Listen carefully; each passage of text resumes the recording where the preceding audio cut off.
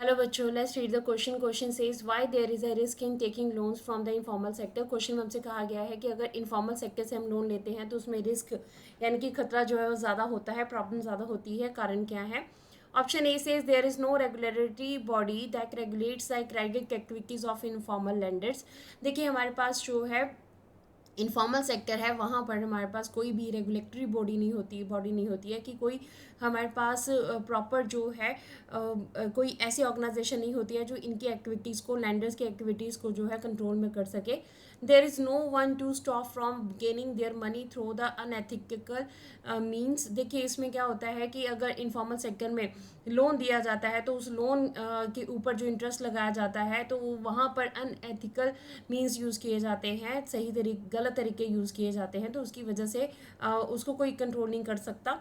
Third कहता है कि the charge high interest that can lead to a situation on a gap trap, कि वो हाई इंटरेस्ट रेट जो है उसको लगा सकते हैं जिसकी वजह से गैप ट्रैप यानी कि कोई भी पर्सन कर्जे में डूब सकता है।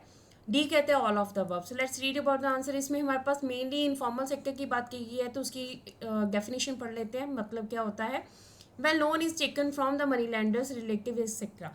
देखिए, हमारे पास जो है लोन की एक्टिविटी के लिए हमारे पास दो सेक्टर्स होते हैं, इनफॉर्मल एंड फॉर्मल। फॉर्मल में क्या होता है? प्रॉपर ऑर्गेनाइजेशंस होती है, प्रॉपर हमारे पास जो है रेगुलेटरी बॉडीज़ होती हैं जो कि वर्क करती जो कि प्रॉपर कंट्रोल में रखती हैं सभी सोर्सेज को।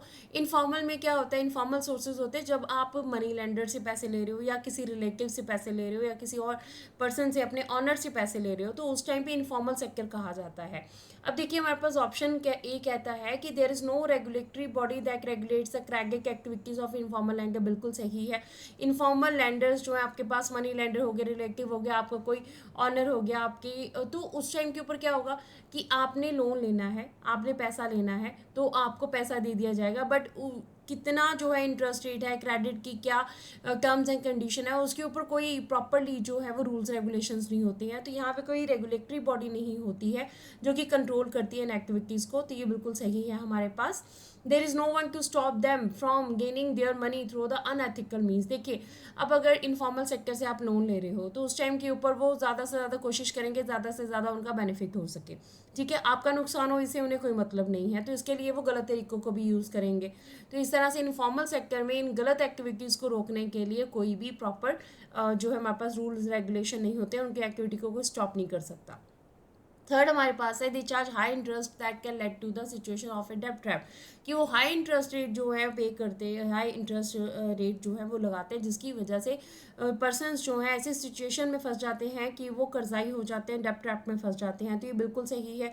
आपने लोन लेना है, वो आपके पास जो, आप फॉर्मल सेक्टर के पास नहीं जा सकते क्योंकि आपके पास कलेक्टर नहीं है, ठीक है? तो आपको इनफॉर्मल सेक्टर में जाना पड़ेगा।